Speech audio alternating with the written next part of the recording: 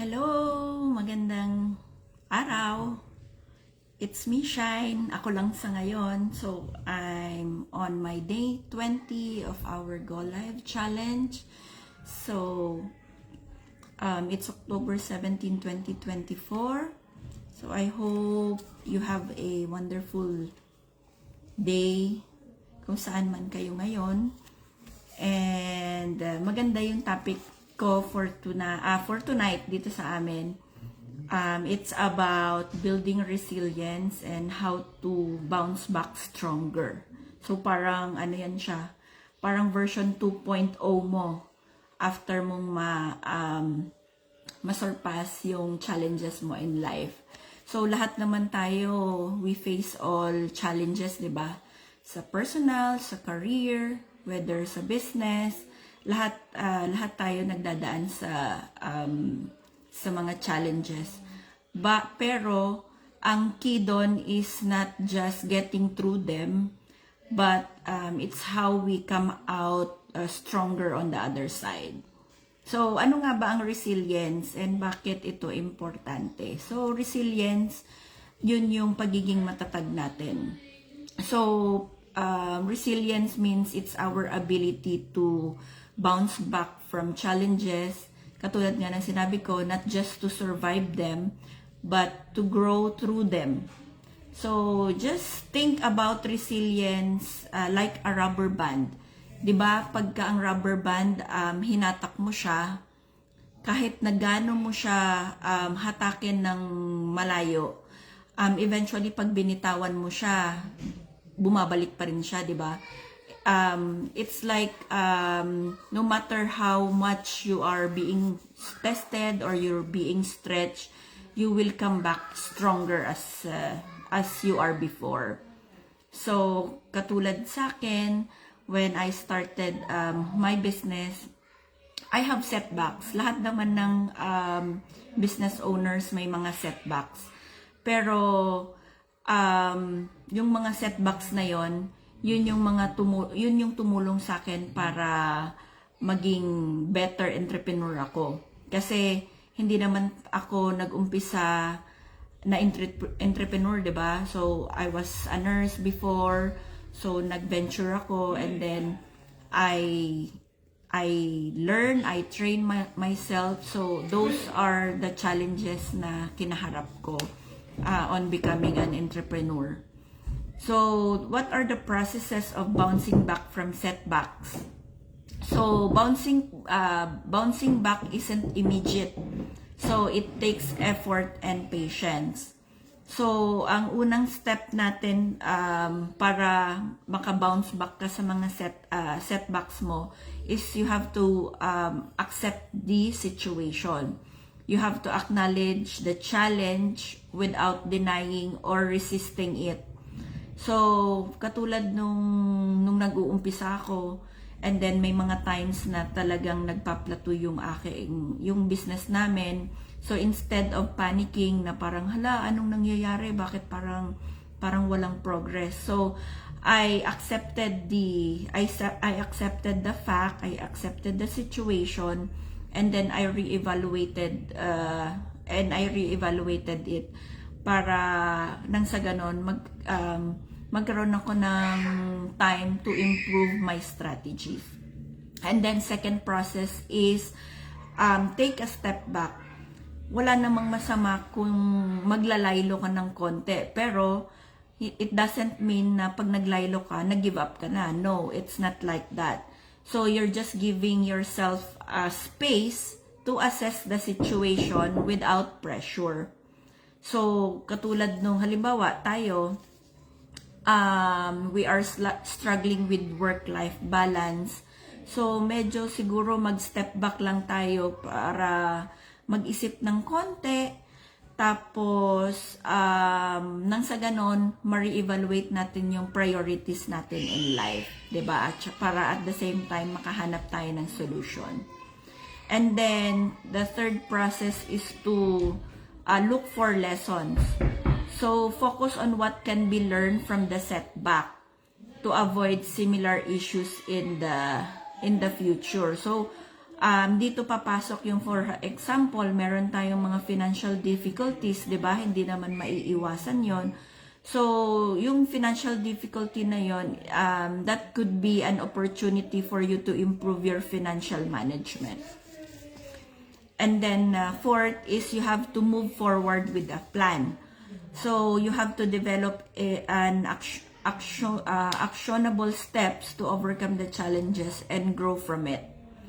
So, halimbawa, katulad nung, yun nga, may mga problema tayong dumadating. So, dapat, after learning the situation, you have to create a plan to fix it. Kasi the more na patatagalin mo siya, mas lalaki yung problema. Tama po ba? So, number 4, after mong magkaroon ng steps para ma-recognize mo yung mga setbacks na yon. So you need to have a habits and mindset para ma-build mo yung resilience mo. So building resilience comes down to habits and mindset, katulad nga nung sinabi ko. So practicing self-care is the key. So yun yung ating una. You have to practice self-care. Kasi if you're not physically and mentally healthy, you'll easily burn out. So parang katulad sa akin, nurse ako. So usually nababurn out din pagka sobrang pagod, lalo na yung mga nurse na nag-work as a night shift.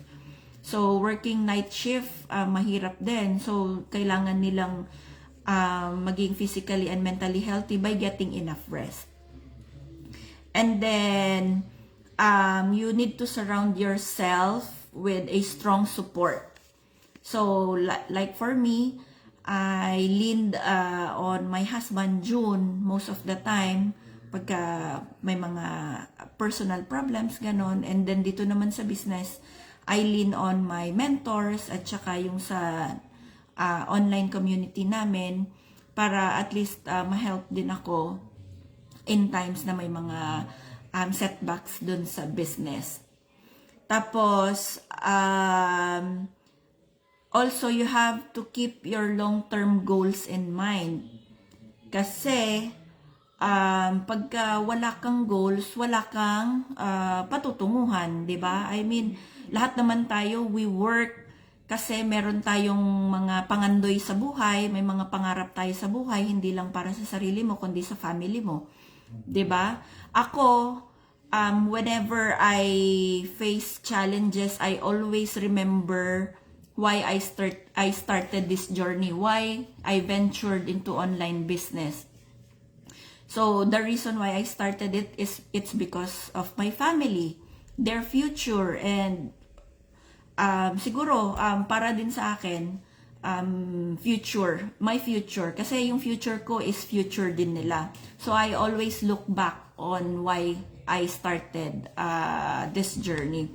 And lastly, you have to embrace growth mindset. So every challenge is just a stepping stone for our growth. So kailangan lagi tayong positive, kahit na marami tayong negative things na pumapasok, na-experience, we have to look on the positive side of it.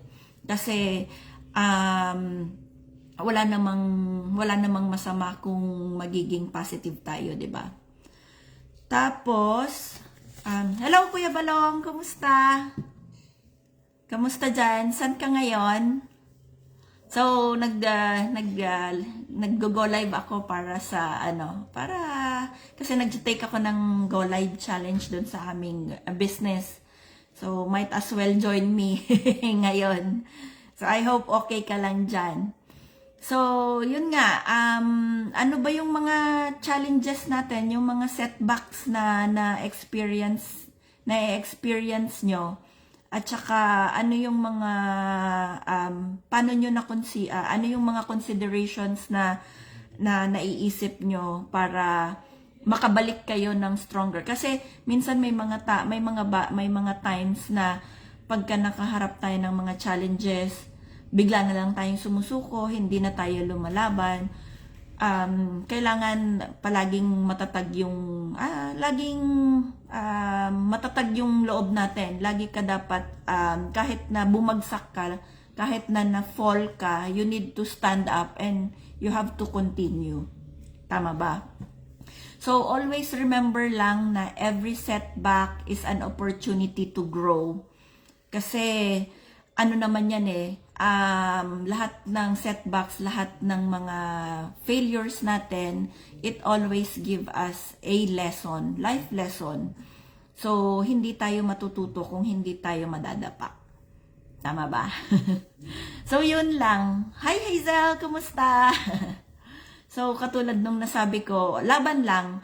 Kasi, laban lang tayo sa buhay kahit na sobrang mahirap, kahit na may mga bagay na hindi umaayon sa kagustuhan natin, pagpatuloy lang kasi hindi naman lahat ng nahihingi natin is naibibigay ng Diyos, 'di ba? Minsan ibinibigay niya pero delay lang. Delay kasi piniprepare niya yung bagay na hinihingi mo para yun yung maging best sa'yo. Kasi minsan may mga hinihingi tayo kay Lord na, Lord, gusto ko yung ganto. Usually hindi yun na ibibigay kasi meron siyang mas best na ibibigay para sa inyo. Kaya yun lang, you have to continue. Nice to see you too, Hazel. Na nung nakaraan si Precious naman yung naka-attend nung Go Live. So I'm doing this Go Live every day. Sometimes yung husband ko kasama ko din. So katulad mo, nag-venture na rin ako sa business. I know you are into business din, pero online nga lang ako. So yun lang. Yun lang, lagi tayong lumaban. And lagi nating tandaan na we need to get strength then from our loved ones. Kasi minsan sa kanila tayo kumukuha ng katatagan, di ba? We become resilient because of the people around us. So, yun lang po. Hope you will have a wonderful day dyan, Hazel. And always remember na continue lang tayo kasi hindi naman tayo pababayaan ni Lord. So, God bless and God bless on all your journeys, hindi lang sa business, pati sa personal life and sa career. So, until tomorrow ulit, thank you for watching. Ingat dyan, Hazel. Bye-bye. Thank you, Kuya Sam. Bye-bye.